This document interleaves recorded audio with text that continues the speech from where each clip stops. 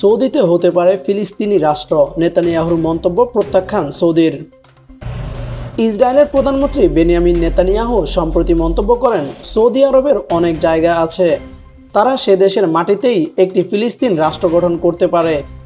নেতানিয়াহুর এমন বক্তব্যের পর তার প্রতিবাদ জানিয়েছে সৌদি আরব।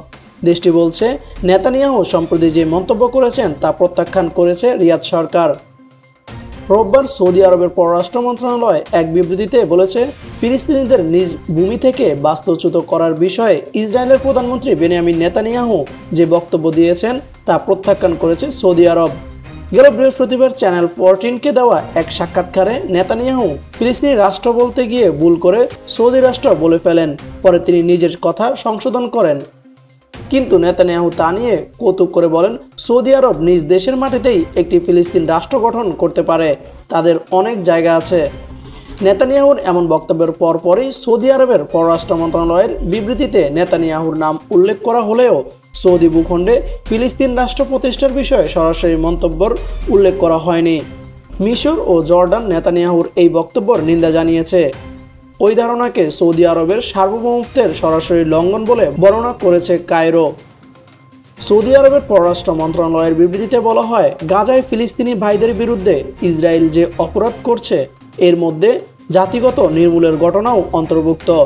তা থেকে মনোযোগ সরিয়ে নেওয়ার লক্ষ্যে দেওয়া এমন বিবৃতি প্রত্যাখ্যান করে সৌদি। সেখানে বলা হয়, এই চরমপন্থী মানসিকতা ফিলিস্তিনের ভাতৃপ্রতিম জনগণের কাছে ফিলিস্তিনি ভূমির অর্থ এবং এই ভূমির সাথে তাদের মানসিক, ঐতিহাসিক এবং আইনি সংযোগ কি তা বোঝে না।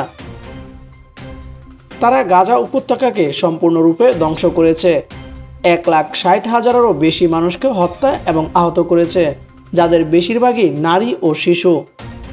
সামান্যতম মানবিক অনুভূতি বা নৈতিক দায়িত্ব ছাড়াই তারা এই কাজ করেছে। বিবৃতিতে আরও বলা হয়, সৌদি স্পষ্ট বার্তা, ফিলিস্তিনি ভাইদের তাদের ভূমির উপর অধিকার আছে এবং তারা অনুপ্রবেশকারী বা অভিবাসী নয়, যাদের ইসরায়েল যখন ইচ্ছা তখনই বহিষ্কার করতে পারে। সৌদি আরব ফিলিস্তিনিদের সঙ্গে আছে এবং থাকবে।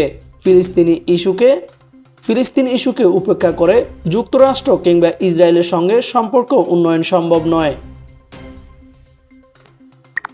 যাদের ইসরায়েল যখন ইচ্ছা তখনই বহিষ্কার করতে পারে। সৌদি আরব ফিলিস্তিনিদের সঙ্গে আছে এবং থাকবে। ফিলিস্তিন ইস্যুকে উপেক্ষা করে যুক্তরাষ্ট্র কিংবা ইসরায়েলের সঙ্গে সম্পর্ক উন্নয়ন সম্ভব নয়।